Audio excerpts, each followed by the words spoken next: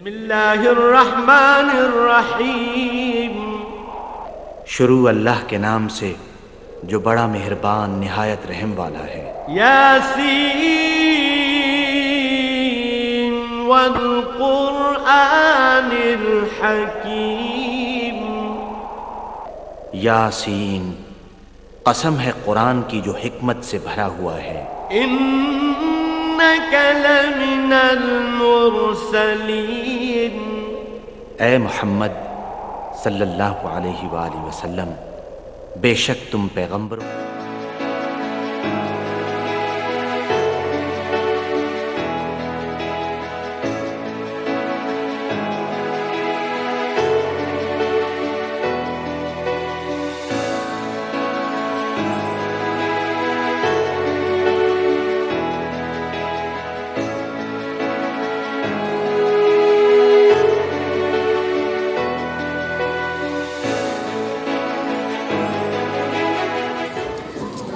حضرت گرامی قدر، ہماری خوش نصیبی ہے کہ کم و بیش آج سے 20 سال پہلے اسی میدان پر ایسی ہی محفل میں ہم حضرت کے دادا حضرت سے بھی فیضیاب حاصل کر چکے ہیں، اور آج ہمارے انتظار کی گھڑی ختم ہوئی۔ آپ اپنی سماعت کو باادب کر لیجئے۔ میں بڑے عزت و احترام کے ساتھ پیر و مرشد کو دعوت دیتا ہوں کہ وہ آئیں اور ہماری رہنمائی کریں۔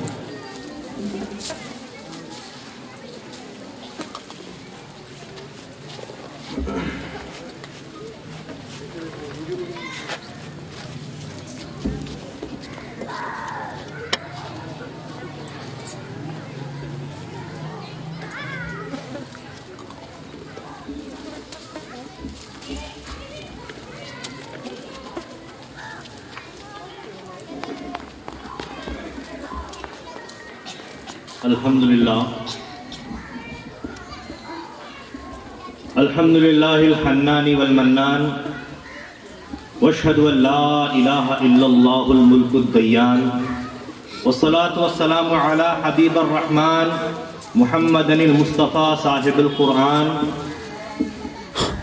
ثم الصلاة والسلام علی خلیفۃ السبحان محمد المہدی مبین الفرقان، بعث اللہ کلاہما فی آخر الزمان، فصلی اللہ تعالی علیہما وعلی آلہما واصحابہما ما دام النیران، اما بعد،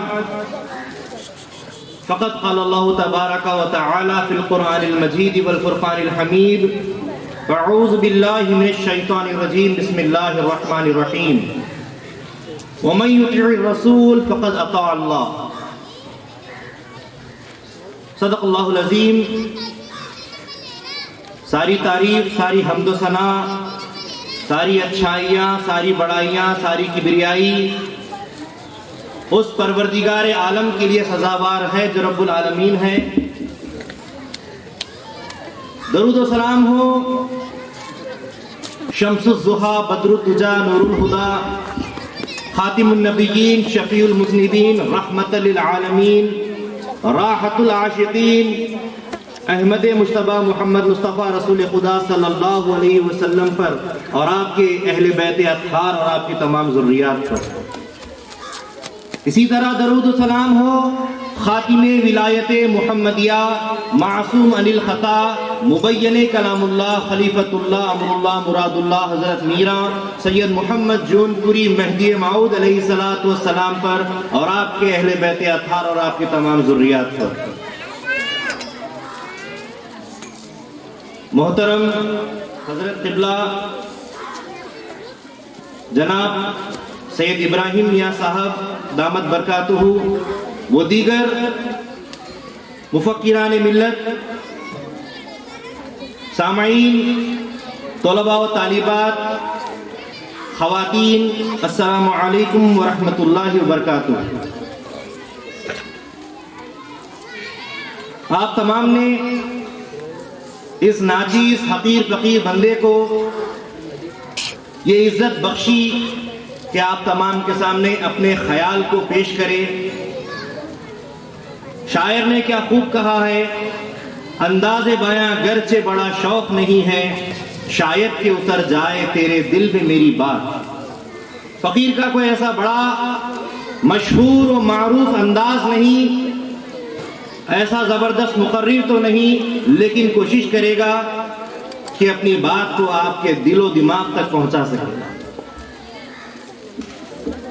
اللہ تبارک و تعالیٰ نے اپنے کلام پاک میں ارشاد فرمایا وَمَن يُطِعِ الرَّسُولَ فَقَدْ أَطَاعَ اللَّهَ، جس نے رسول کی اطاعت کر لی اس نے اللہ کی اطاعت کر لی۔ رسول کی اطاعت میں اللہ کی اطاعت پنہا ہے، چھپی ہوئی ہے۔ حضور صلی اللہ علیہ وسلم کی اطاعت کیا ہے؟ قولہ و فعلہ، حضور کے اقوال، حضور کے افعال، یہی ہمارے لیے اطاعت ہے، یہی حقیقت میں سنت ہے، سنت نبوی ہے، جس کی تاکید اللہ تبارک و تعالیٰ نے اپنے کلام پاک میں فرمائی ہے کہ تم اللہ کے رسول کی اطاعت کر لو، وہ گویا کہ اللہ کی اطاعت ہو جائے گی۔ تم رسول اللہ کے اقوال پر عمل کر لو، حضور نے جو کچھ بھی فرمان جاری کیا ہے، فرمایا ہے ہمارے لیے، اس پر عمل کرو، اور جو کچھ بھی آپ کا کردار رہا ہے، آپ کے افعال رہے ہیں، ان کو اپنا لو، ان کو اپنی زندگی میں شامل کر لو، تو انشاءاللہ تعالیٰ یہ اللہ کی اطاعت ہو جائے گی۔ تو اللہ تبارک و تعالیٰ نے سورہ احزاب میں 21ویں پارے میں ارشاد فرمایا لَقَدْ كَانَ لَكُمْ فِي رَسُولِ اللَّهِ أُسْوَةٌ حَسَنَةٌ لِمَنْ كَانَ يَرْجُو اللَّهَ وَالْيَوْمِ الْآخِرَةَ وَذَكَرَ اللَّهَ كَثِيرًا، یعنی اللہ تعالیٰ نے ارشاد فرمایا کہ تحقیق کے تمہارے لیے بہترین نمونہ، اسوہ حسنہ رسول اللہ صلی اللہ علیہ وسلم کی زندگی، اس کو اپنا لو، اس کو اپنے لیے آئیڈیل بنا لو، مشعل راہ بنا لو۔ یقیناً اگر تم اللہ تعالیٰ سے امید رکھتے ہو، قیامت میں اگر تم کو رسوائیوں کے عذاب سے اور قیامت میں اگر تم کو کامیابی چاہیے تو اس کو اپنا لو۔ اور اس کے بعد اللہ تعالیٰ فرماتا ہے اللہ تعالیٰ کا ذکر کیا کر، کثرت سے ذکر کیا کر۔ محترم سامعین کرام، اللہ تعالیٰ نے ارشاد فرمایا کہ میرے رسول کی اطاعت کرو۔ کیوں؟ کیا وجہ ہے، کیا سبب ہے کہ اپنے محبوب کی اطاعت کرنے کو اللہ تعالیٰ اپنی اطاعت بتا رہا ہے؟ کیونکہ اللہ تعالیٰ نے فرمایا ہے کہ ان کے اسوہ حسنہ تمہارے لیے جو اگر تم اپنا لوگے، جو کہ نمونہ ہے، جو کہ بہترین چیز ہے، تو تمہارے لیے خدا راضی ہو جائے گا، اللہ کی اطاعت ہو جائے گی، اللہ راضی ہو جائے گا۔ کیونکہ حضور کے اخلاق، حضور کا کردار، حضور کی اطاعت اس لیے تمہارے لیے ضروری ہے کیونکہ اللہ تعالیٰ نے ایک جگہ ارشاد فرمایا وَإِنَّكَ لَعَلَىٰ خُلُقٍ عَظِيمٍ، اے محمد صلی اللہ علیہ وسلم آپ کے اخلاق بڑے ہی عظمت والے اور شان والے ہیں۔ یہ شان والے اخلاق ہیں، اسی لیے ان کے اخلاق کو اپنانے کے لیے اللہ تعالیٰ نے فرمایا ہے کہ حضور کے اخلاق کو، حضور کے کردار کو اپنا لو، حضور کی سیرت کو اپنا لو، حضور کی پیروی، ان کی اتباع کر لو، ان کی اطاعت کر لو، گویا اللہ تعالیٰ تم سے راضی ہو جائے گا، یہ اطاعت اللہ کی اطاعت ہو جائے گی، اللہ تم کو قبول فرما لے گا۔ رسول پاک صلی اللہ علیہ وسلم کے اخلاق کو اللہ تبارک و تعالیٰ نے اپنانے کا حکم دیا ہے، ان کی پیروی، ان کی اطاعت کا حکم دیا ہے، کیونکہ اس میں ہماری کامیابی ہے۔ حضور کے اخلاق کو یہاں بتلا کر اللہ تبارک و تعالیٰ نے دو باتیں ہمارے سامنے عیاں کر دی ہے۔ ایک تو یہ کہ حضور کے اخلاق کو اپنی زندگیوں میں رکھ لینا، اپنی زندگیوں میں شامل کر لینا، یہ حضور کے اخلاق کو وسیلہ بنانا ہو گیا۔ حضور کے اخلاق، حضور کی زندگی ہمارے لیے ایک ذریعہ ہے، ایک وسیلہ ہے۔ کس چیز کے لیے؟ کیوں اخلاق کو اپنانے کے لیے اللہ تعالیٰ کہہ رہا ہے لمن کان یرجو اللہ، جو اللہ سے امید رکھتا ہے، جس کو اللہ چاہیے، جو اللہ کا دیوانہ ہے، اللہ کا شیدائی ہے، جس کی نظر میں صرف خدا خدا ہے، تو خدا تک پہنچنے کے لیے اخلاق رسول، کردار رسول، سیرت رسول صلی اللہ علیہ وسلم اپنانا ضروری ہے۔ جس کو اللہ چاہیے، جو اللہ سے امید رکھتا ہے۔ اور پھر اللہ تعالیٰ ارشاد فرماتا ہے، اور اس کے ساتھ ساتھ اگر قیامت کے دن تمہیں رسوائیوں کے عذاب سے اگر بچنا ہے، قیامت میں اگر کامیابی تم کو حاصل کرنا ہے، تو اللہ کے رسول کے اخلاق کو، ان کے کردار کو اپنا لو۔ اسوہ کہتے ہیں اخلاق کو، کردار کو۔ اسوہ حسنہ بہترین کردار، بہترین اخلاق رسول اللہ صلی اللہ علیہ وسلم کے بیان کیے گئے ہیں۔ تو حضور کی زندگی کو اپنانا ہے۔ اخلاق کس کو کہتے ہیں؟ سچ بولنا، جھوٹ سے بچنا، نرم دلی، نرم گوئی، سچائی، وفاداری، اپنے وعدے میں پکا رہنا، اپنے چھوٹوں کے ساتھ جیسے شفقت سے، بڑوں کے ساتھ ادب سے، محبت سے، عشق کی تعلیم بیان کرتے ہوئے، شکر ادا کرتے ہوئے، صبر ادا کرتے ہوئے، توکل اور تقوی کی زندگی ادا کرتے ہوئے، یہ روش جو انسان چلتا ہے، یہی اخلاق ہے، یہی کردار ہے جو حضور سے ہم نے سیکھا ہے، اور انشاءاللہ قیامت تک مسلمان سیکھتے ہوئے جائے گا۔ تو رسول اللہ صلی اللہ علیہ وسلم کی زندگی، پہلی بات میں نے جو بیان کی ہے وہ یہ کہ آپ کی زندگی، آپ کا کردار تمام کے تمام امت مسلمہ کے لیے، نہ صرف امت مسلمہ بلکہ تمام کے تمام عالم کے لیے آپ کی زندگی نمونہ ہے۔ رسول اللہ صلی اللہ علیہ وسلم صرف مسلمانوں کے لیے نہیں آئے، رسول اللہ صلی اللہ علیہ وسلم ایک قوم کے لیے نہیں آئے، بلکہ آپ تمام کے تمام عالم کے لیے اور تمام کے تمام عالموں کے لیے تشریف لائے ہیں کہ اللہ تعالیٰ نے فرمایا وَمَا أَرْسَلْنَاكَ إِلَّا رَحْمَةً لِلْعَالَمِينَ، ہم نے آپ کو ایک مومنوں کے لیے نہیں، کافروں کے لیے نہیں، ایک دنیا کے لیے نہیں، بلکہ تمام کے تمام عالموں کے لیے رحمت بنا کر بھیجا ہے۔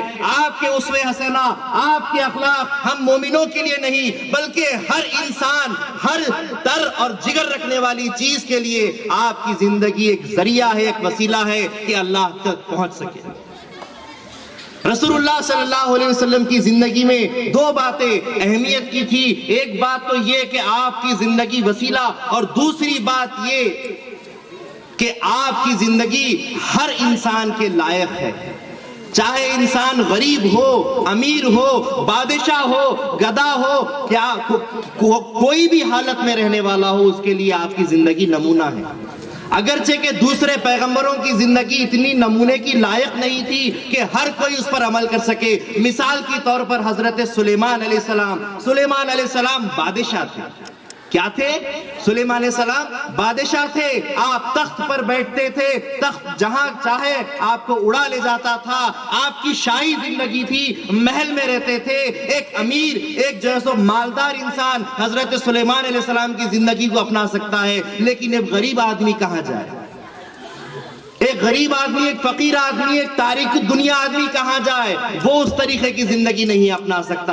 یہ افراط ہو گئی۔ اور تفرید کی بات کرتے ہیں تو حضرت عیسیٰ علیہ السلام کی زندگی دیکھیے، ہمیشہ اللہ تعالیٰ کی ذات پر توکل کرتے ہوئے تاریک دنیا کی حیثیت آپ نے جیسے رکھی ہے، اتنی مفلسی کی زندگی حضرت عیسیٰ علیہ السلام نے گزاری ہے کہ ساری زندگی میں ایک گھر، ایک جھوپڑی تک اپنے لیے نہیں بنائی۔ ایک فقیر کے لیے حضرت عیسیٰ علیہ السلام کی زندگی نمونہ ہے، لیکن ایک امیر کیا کرے؟ کیا وہ عیسیٰ علیہ السلام کی زندگی کے اوپر عمل کر سکتا ہے؟ لیکن اس کے برخلاف برعکس حضرت محمد رسول اللہ صلی اللہ علیہ وسلم کی زندگی سارے کے سارے عالم کے لیے نمونہ ہے۔ آپ نے امیری کی زندگی بھی بتائی ہے، آپ نے فقیری کی زندگی بھی بتائی ہے۔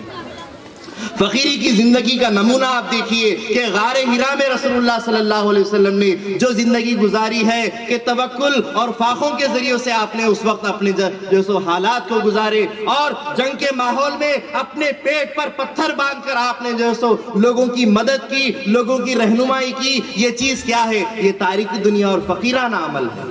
اور بادشاہوں کا اور امیری کا عمل اگر آپ دیکھنا چاہتے ہیں، ایک مرتبہ کا واقعہ ہے کہ ایک کسان اپنے کھیت سے ایک ککڑی لے کر، ایک کھیرا لے کر رسول اللہ صلی اللہ علیہ وسلم کے دربار میں حاضر ہوتا ہے، اور رسول اللہ صلی اللہ علیہ وسلم کو فی سبیل اللہ دیا کہہ کر دے دیتا ہے۔ رسول اللہ صلی اللہ علیہ وسلم خوش ہو جاتے ہیں، اور اسی کے ساتھ رسول اللہ صلی اللہ علیہ وسلم اس کے عوض میں بہت سارا سونا اسے دے دیتے ہیں، تو وہ آدمی بہت خوش ہو جاتا ہے۔ یعنی کہ امیری بھی جو تھی رسول اللہ صلی اللہ علیہ وسلم نے وہ بتلائی ہے کہ کتنا زبردست آپ کا کردار اور عمل رہا ہے۔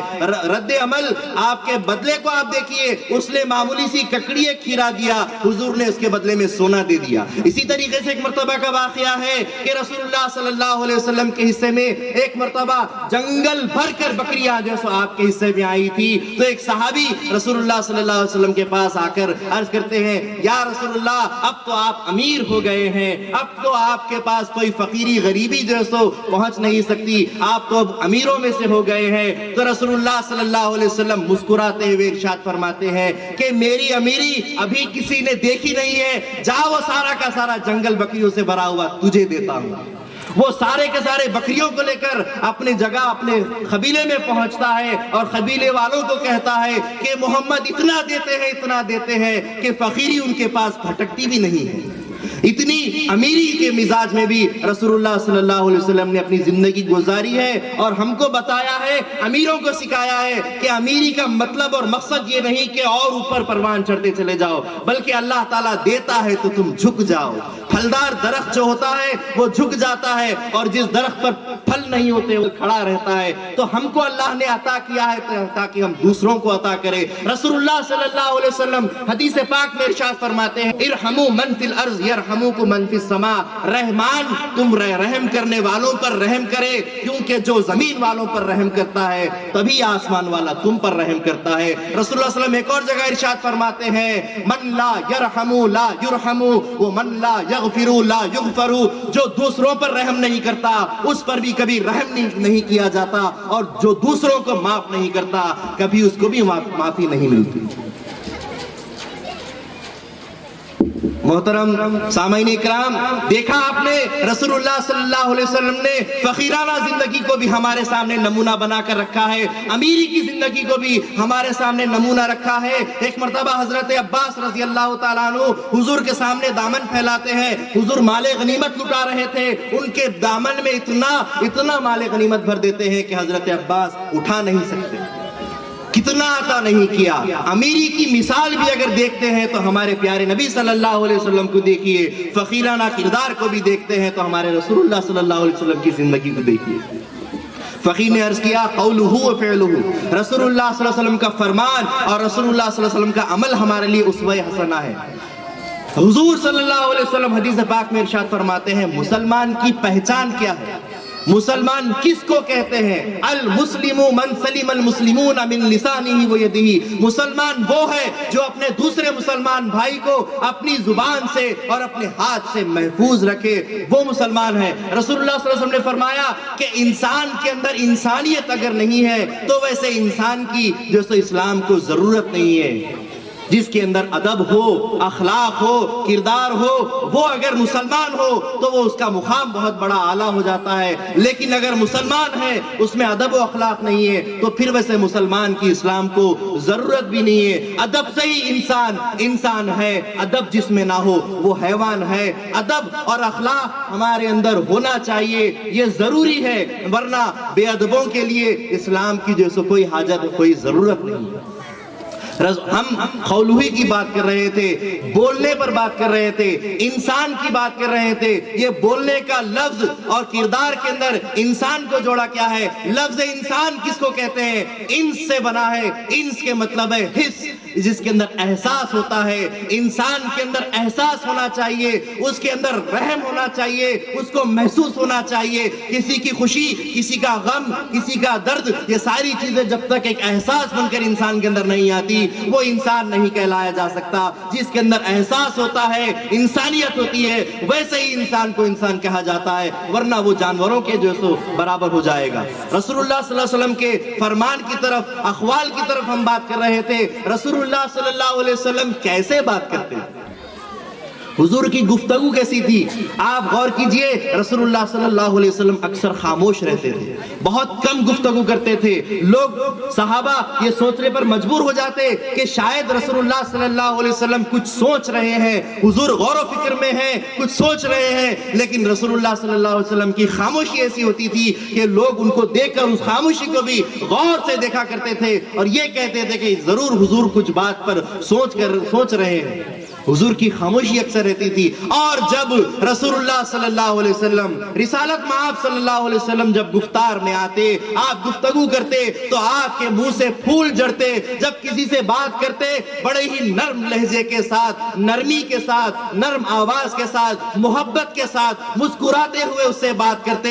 सहाबा अर्ज करते हैं कि हमने जब कभी रसूलुल्लाह सल्लल्लाहु अलैहि वसल्लम को हमसे बात करता हुआ देखा, ऐसा महसूस होता था कि हुजूर सारे के सारे सहाबा में सबसे ज्यादा मुझसे मोहब्बत करते हैं। हुजूर की गुफ्तगू ऐसी होती थी कि एक मुसलमान के साथ, सहाबी के साथ जब बात करते वो इतना खुश हो जाता, इतना तस्खीर हो जाता कि वो ये कहता कि हुजूर शायद मुझसे सबसे ज्यादा मोहब्बत करते हैं। ये आपकी गुफ्तगू का अंदाज, नर्म दमे गुफ्तगू, गर्म दमे जुस्तजू, बात करो तो नरमी के साथ, काम करो तो तेजी के साथ। हुजूर की गुफ्तार ऐसी कि उनकी गुफ्तगू सुनकर लोग दीवाने हो जाते, उनके आशिक हो जाते।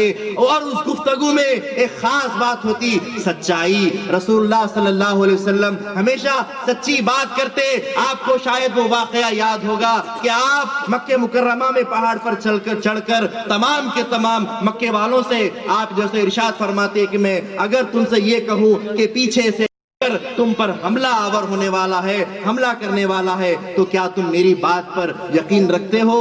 तो तमाम के तमाम अहले मक्का जो कि सब के सब काफिर हैं, ईमान वाले नहीं है, क्योंकि अभी हुजूर ने अपनी नबूवत का ऐलान नहीं किया। तमाम के तमाम मक्के वाले कहते हैं, हाँ हमने आपको सादिक और अमीन देखा है, सच बोलने वाला, अमानतदार देखा है, आपने कभी झूठ नहीं बोला, हम आपकी बात पर विश्वास करते हैं। तो रसूलुल्लाह सल्लल्लाहु अलैहि वसल्लम ने फरमाया, मैं अपने आप को अल्लाह के हुक्म से नबी बोलता हूँ, मैं अल्लाह ताला का आखिरी पैगंबर, आखिरी रसूल हूँ। एक कलमा पढ़ो और ईमान ले आओ और मुसलमानों के फिरके में, मुसलमानों के दीन में, मुसलमानों के अंदर जो सो दाखिल हो जाओ, इस्लाम वाले हो जाओ। तो जिनकी तकदीर में, जिन्होंने उनके किरदार को देखा है, उनके अखलाक को देखा है, उनकी जिंदगी को देखा है कि कितनी प्यारी अंदाज से हुजूर ने जिंदगी गुजारी है, वो देखकर ईमान वालों के दिल ईमान ले आए। और जो मुनाफिक थे, जिनके दिलों में ईमान नहीं था, वो ईमान नहीं लाए। रसूलुल्लाह सल्लल्लाहु अलैहि वसल्लम फरमाते हैं, मुसलमान की पहचान सच्चाई है। मुसलमान की पहचान सच्चाई है, मुसलमान झूठ नहीं बोलता।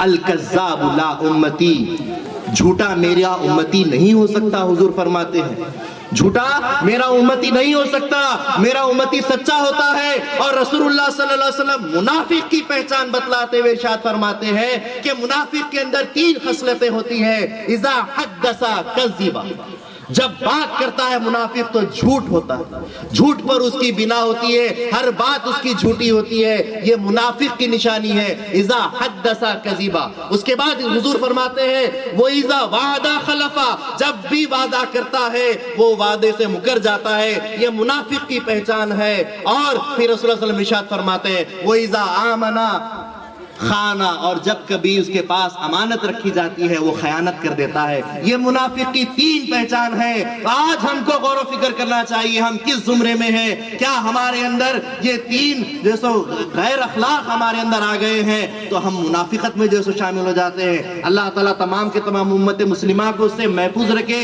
कि हम मुनाफिकों में से नहीं है, हम ईमान वालों में से, सच बोलने वालों में से, वादा वफा लोगों में से हैं। यहाँ तक के मजाक में भी रसूलुल्लाह सल्लल्लाहु अलैहि वसल्लम ने झूठ का इस्तेमाल नहीं किया। आप मजाक करते थे, रसूलुल्लाह है, अल्लाह के नबी है, अल्लाह के रसूल है, अल्लाह के महबूब है, लेकिन इसके साथ साथ आप जैसे एक बशर भी हैं, बशरियत आपके अंदर है। वो बशरियत जो हर किस्म के जो सो माहौल से, इंसानी जिंदगी से गुजरती हुई जा रही थी। यहाँ तक कि हुजूर मजाक भी करते थे लेकिन उसमें झूठ नहीं बोलते थे। एक मर्तबा का वाकया है कि एक आदमी, एक सहाबी रसूलुल्लाह सल्लल्लाहु अलैहि वसल्लम की बारगाह में आकर अर्ज करता है, या रसूलुल्लाह मुझे एक ऊंट चाहिए सवारी के लिए। तो रसूलुल्लाह सल्लल्लाहु अलैहि वसल्लम उससे मजाक करते हुए इरशाद फरमाते हैं, मैं तुझे कोई ऊंट नहीं दूंगा, हाँ अगर तुझे चाहिए तो ऊंटनी का एक बच्चा है, मैं वो तुझे दूंगा। तो वो कहने लगा, या रसूलुल्लाह ऊंटनी के बच्चे को लेकर मैं क्या करूंगा, उस पर कैसे सवार हो सकता हूँ, उसको साथ लेकर सफर कर सकता हूँ। तो रसूलुल्लाह सल्लल्लाहु अलैहि वसल्लम इरशाद फरमाते हैं, मेरे भाई ہر اونٹ اونٹنی کا بچہ ہی ہوتا ہے، میں اونٹ ہی دینے کی بات کر رہا ہوں۔ تو اس طریقے سے آپ جو سو مسکرانا سکھاتے تھے، مذاق کرنا سکھاتے تھے، اس مذاق میں جھوٹ نہیں ہوتا تھا۔ ایک مرتبہ کا واقعہ ہے کہ ایک بڑھیا حضور کے پاس آتی ہے، عرض کرتی ہے یا رسول اللہ کیا میں جنت میں جا سکتی ہوں؟ کیا مجھے جنت ملے گی؟ رسول اللہ صلی اللہ علیہ وسلم دیکھتے ہیں کہ یہ مذاق کرنے کا بڑا اچھا موقع ہے، حضور صلی اللہ علیہ وسلم ارشاد فرماتا ہے اے بڑھیا، اے مائی، تو جنت میں نہیں جائے گی۔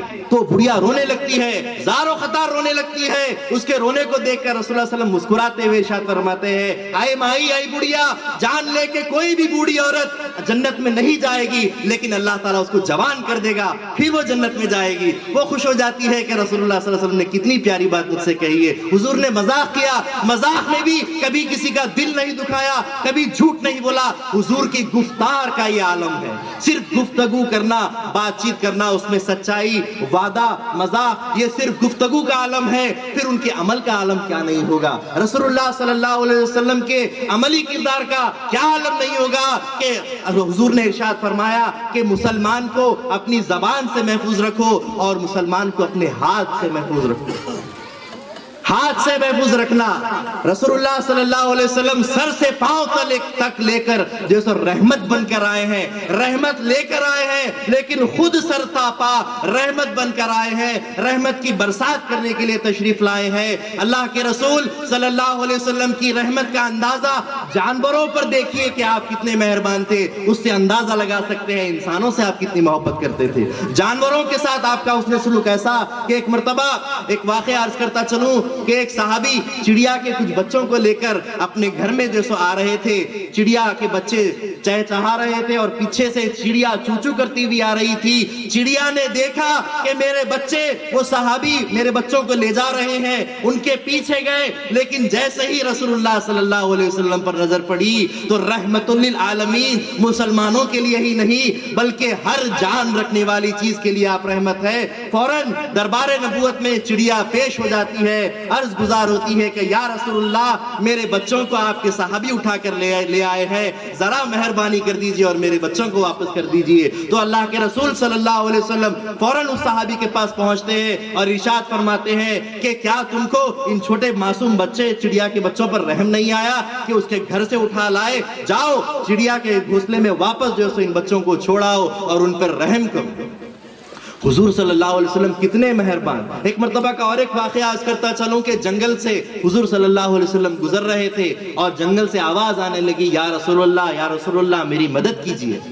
حضور آواز کی طرف آگے بڑھتے ہوئے چلے جاتے ہیں، نزدیک جانے پر کیا دیکھتے ہیں کہ ایک ہرن وہاں پر موجود ہے، ایک ہرن وہاں پر موجود ہے جو جال میں پھنسی ہوئی ہے۔ وہ عرض کرتی ہے یا رسول اللہ مجھے اس جال سے چھڑوا دیجئے، مجھے یہاں سے آزاد کر دیجئے۔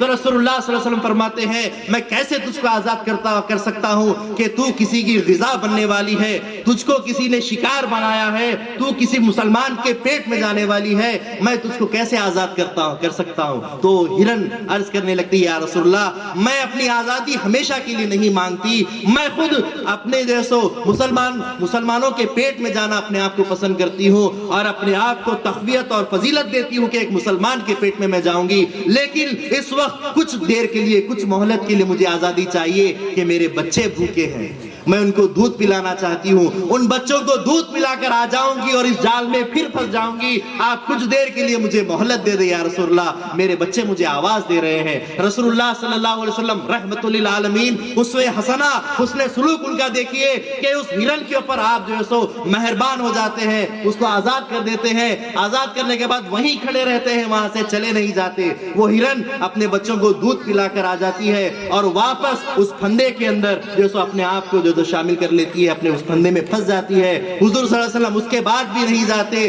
یہاں تک کہ شکاری آ جاتا ہے، شکاری آ جاتا ہے تو رسول اللہ علیہ وسلم اس شکاری سے کہتے ہیں کہ اس ہرن کو جس کو تو نے شکار بنایا ہے تو اس کو آزاد کر دے۔ رسول اللہ صلی اللہ علیہ وسلم کا یہ فرمان سن کر وہ صحابی کہتے ہیں یا رسول اللہ آپ کا حکم ہو، سر آنکھوں پر ہے، میں اس کو آزاد کر دوں گا، لیکن آپ نے یہ کیوں کیا؟ رسول اللہ صلی اللہ علیہ وسلم فرماتے ہیں ہرن کو میں آزاد کرنے کی بات نہیں کرتا، اس کو ذبح کر کر کھانے کی بات کرتا، لیکن چونکہ اس ہرن کے معصوم چھوٹے بچے ہیں، ان بچوں پر رحم کی خاطر میں اس کو آزاد کرنے کو کہتا ہوں، اگر تو چاہے تو کوئی اور شکار تو یہاں پر جو کر لے، لیکن ابھی اس کو آزاد کر دے کہ اس پر رحم کر۔ رسول اللہ صلی اللہ علیہ وسلم نے رحم کرنا جانوروں پر سکھایا ہے۔ ہر انسان، آج کا ہر آدمی، ہر انسان جانوروں پر رحم کرتا ہے۔ اسی طریقے سے ہر انسان معصوم چھوٹے بچوں پر بھی مہربان ہو جاتا ہے، رحم کرتا ہے، جیسا کہ رسول اللہ صلی اللہ علیہ وسلم نے رحم کرنا سکھایا ہے۔ حضرت محمد عربی صلی اللہ علیہ وسلم بچوں سے بڑی شفقت اور محبت سے پیش آتے۔ ایک مرتبہ کا واقعہ ہے کہ رسول اللہ صلی اللہ علیہ وسلم حضرت حسن رضی اللہ تعالیٰ عنہ کو بوسے دے رہے تھے، چوم رہے تھے، اپنے ہونٹوں سے ان کو چوم رہے تھے، تو ایسے میں ایک صحابی دیکھتے ہیں اور حضور کے پاس آ کر عرض کرتے ہیں، یا رسول اللہ یہ آپ کیا کر رہے ہیں؟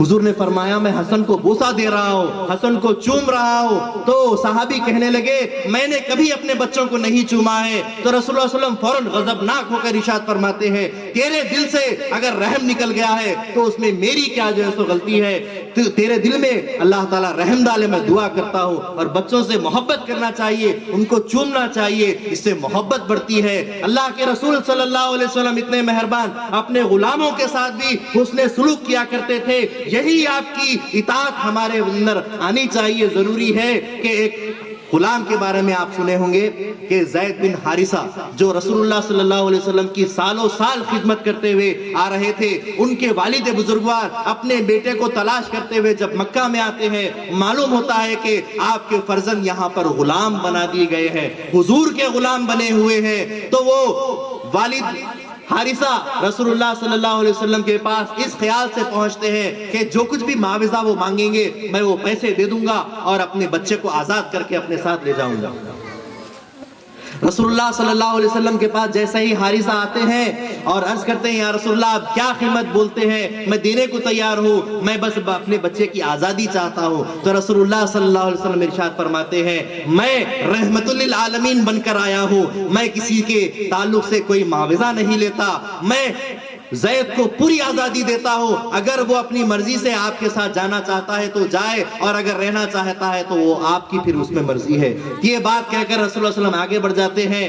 باپ اپنے بیٹے کے پاس آتے ہیں، آ کر کہتے ہیں کہ حضور نے اجازت دے دی ہے کہ تو میرے ساتھ چلنا چاہے تو چلے، میں تجھے لینے کے لیے آیا ہوں۔ تو حضرت زید بن حارثہ کیا عرض کرتے ہیں کہ والد محترم، اے میرے باپ، اے میرے ابا جان، بے شک آپ میری آزادی کی خواہش رکھتے ہیں، میں خود بھی آزادی کی خواہش رکھتا ہوں، لیکن جان لیجئے کہ رسول اللہ صلی اللہ علیہ وسلم کی یہ غلامی مجھے 1000 آزادیاں بھی جو ہے سو حضور کی ذات پر سے قربان ہیں۔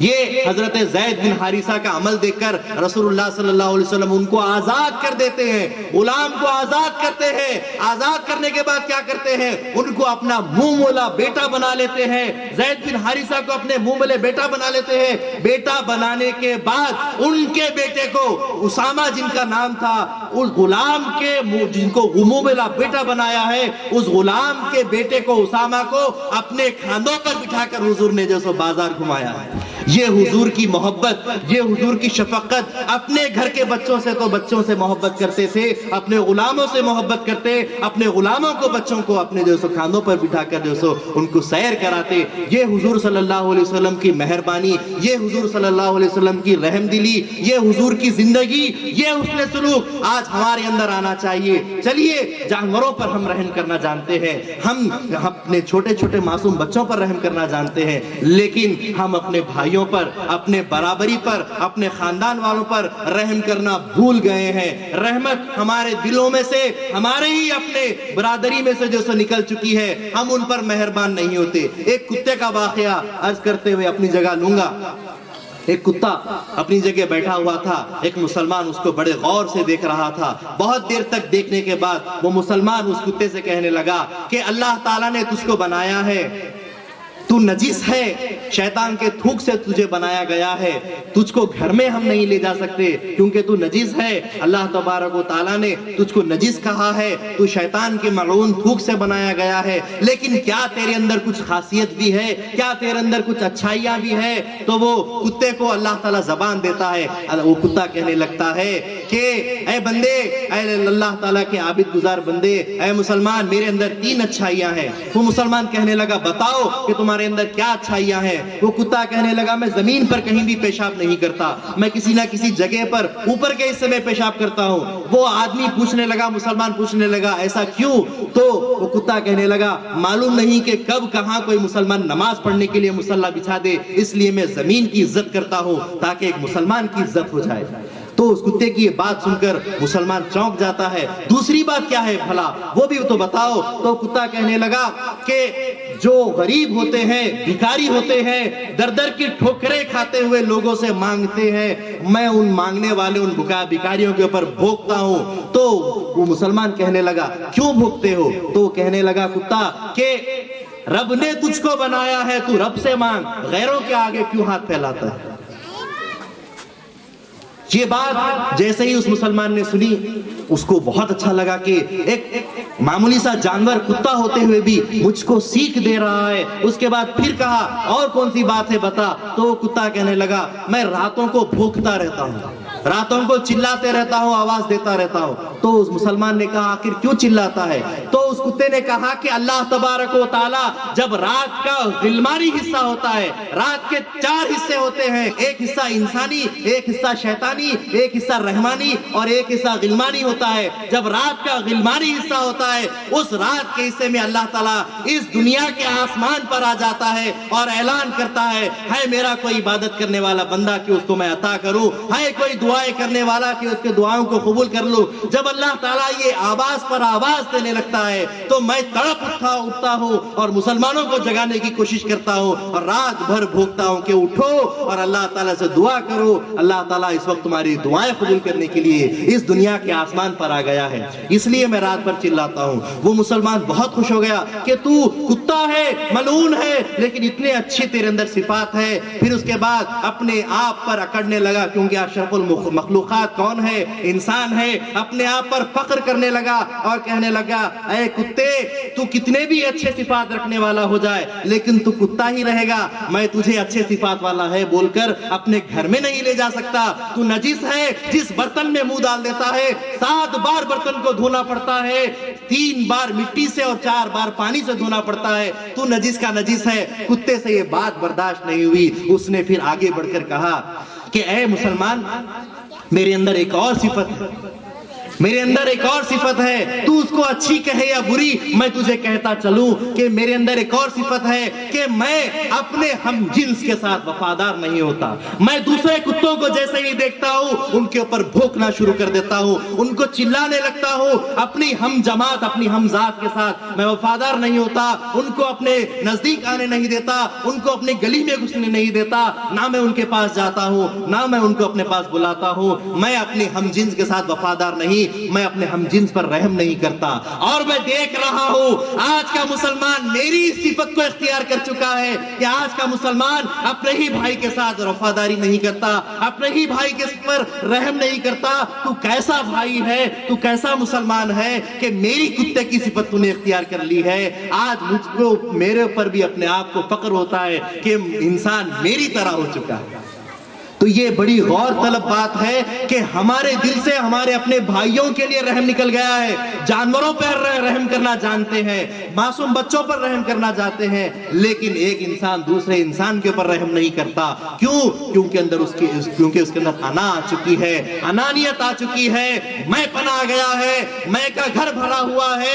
अल्लाह ताला इरशाद फरमाता है, इन्नहु ला युहिब्बुल मुस्तकबिरीन, अल्लाह ताला तकब्बुर करने वालों को पसंद नहीं करता। अल्लाह ताला के रसूल सल्लल्लाहु अलैहि वसल्लम इरशाद फरमाते हैं कि जिसके दिल में राई बराबर भी तकब्बुर होगा वो जन्नत में नहीं जाएगा, और जिसके दिल में राई बराबर ईमान होगा वो दोज़ख में नहीं जाएगा। अगर हमारे दिल में थोड़ी सी भी अना, थोड़ी सी भी मैं पना, I am something, I am everything, जब ये मामला रहेगा तो हम अल्लाह तबारक व तआला की बारगाह में उस तरीके से नहीं जा सकते जैसा कि रसूलुल्लाह सल्लल्लाहु अलैहि वसल्लम अपनी उम्मत को चाहते हैं। अल्लाह के रसूल जिस तरीके से मकबूल है, अपनी उम्मत को भी जिस तरीके से मकबूल होने के लिए वो देखते हैं, उस हिसाब से हम नहीं जा सकते, हम दोज़खी हो जाएंगे। रसूलुल्लाह सल्लल्लाहु अलैहि वसल्लम इरशाद फरमाते हैं कि जिनके दिलों में तकब्बुर होता है, अना होती है, क़यामत के दिन का उनका हशर कैसा होगा, चूंटियों की शक्ल में उनको उठाया जाएगा।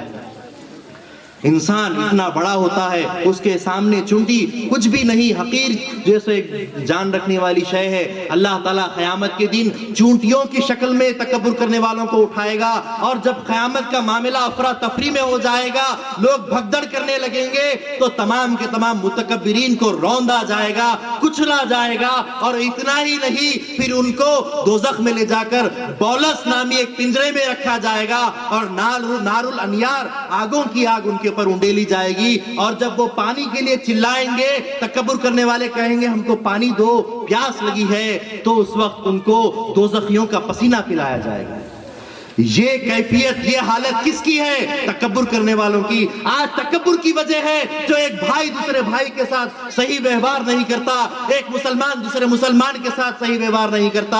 اسوہ حسنہ رسول اللہ صلی اللہ علیہ وسلم کیا بتلاتا ہے؟ مسلمان تو مسلمان، غیر مسلموں کے ساتھ، یہودی ہو کہ نصارہ ہو، مشرک ہو کہ منافق ہو، ہندو ہو کہ مسلمان ہو، سکھ ہو، سب کے ساتھ بھائی چارگی سے پیش آؤ۔ سب سے پہلے انسانیت کے ساتھ پیش آؤ۔ تم انسان ہو، انسانیت دکھاؤ، بعد میں اسلام جو سو اپنا دین جو سو تم کو بتلائے گا اور تم اس دین کو پھیلانا، لیکن پہلے ہمارے اندر انسانیت ہونی چاہیے۔ اور اگر یہی حال ہماری انا کا رہے گا تو پھر ہم دوزخ میں جائیں گے، اور متکبرین کا جو حشر ہوگا وہ اللہ ہمارا نہ کرے، اللہ اسے محفوظ رکھے، بچائے۔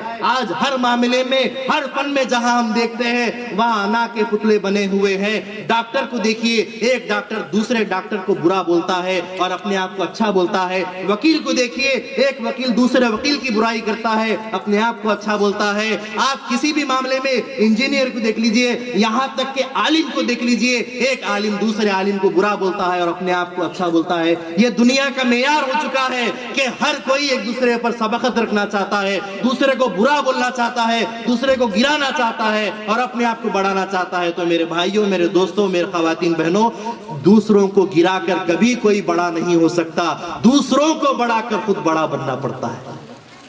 دوسروں کو عزت دو، دوسروں کو بڑائی دو، دوسروں کو موقع دو، دوسروں کے لیے محنت کرو، دوسروں کے لیے اپنے دل میں جگہ پیدا کرو، دوسروں کو کھلا کر کھاؤ تو اللہ تعالیٰ خوش ہوتا ہے۔ حضرت رسول اللہ صلی اللہ علیہ وسلم کھانے کے لیے جب بھی بیٹھتے تلاش کرتے کوئی صحابی نزدیک ہے تو اس کو بلا کر کھلائے۔ حضرت ابراہیم علیہ السلام 1 کلومیٹر 2 کلومیٹر تک آدمی کو تلاش کرتے کہ اس کے ساتھ کھاؤ۔ حضرت علی کرم اللہ وجہہ ایک مرتبہ رو رہے تھے، آپ کے سامنے کسی دوسرے صحابی نے عرض کیا، اے علی کیوں روتے ہو؟ تو علی عرض کرنے لگے، 7 دن سے میرے گھر میں کوئی مہمان نہیں آیا، شاید میرا خدا ناراض ہو گیا ہے، اس لیے میں روتا ہوں کہ اپنے خدا کو منا لوں، کوئی مہمان میرے پاس آ جائے۔ کہ کھانے کے معاملے میں معمولی سی چیز ہے، غذا ہے، اللہ تعالیٰ فرماتا ہے الحمدللہ رب العالمین، میں سارے عالموں کو پالنے والا ہوں۔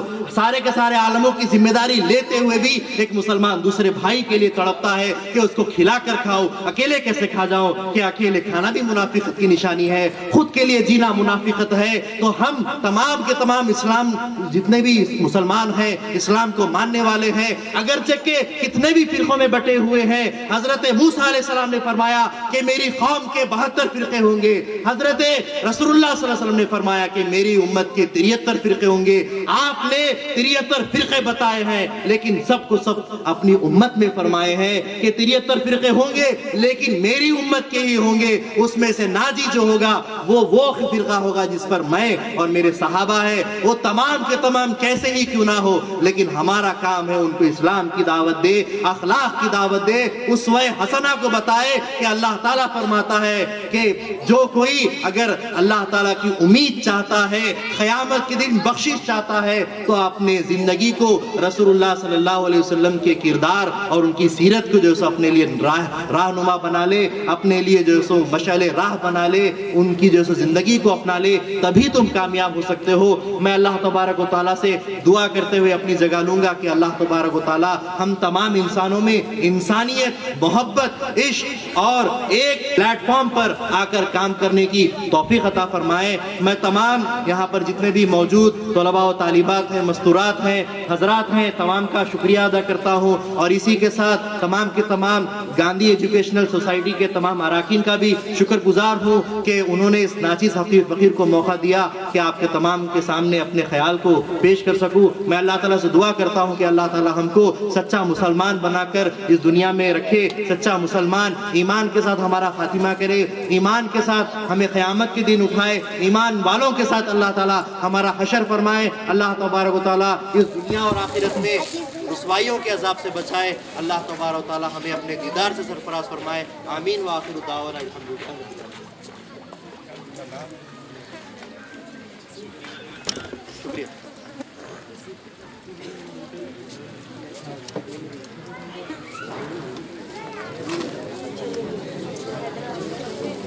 سبحان اللہ. اس کے بعد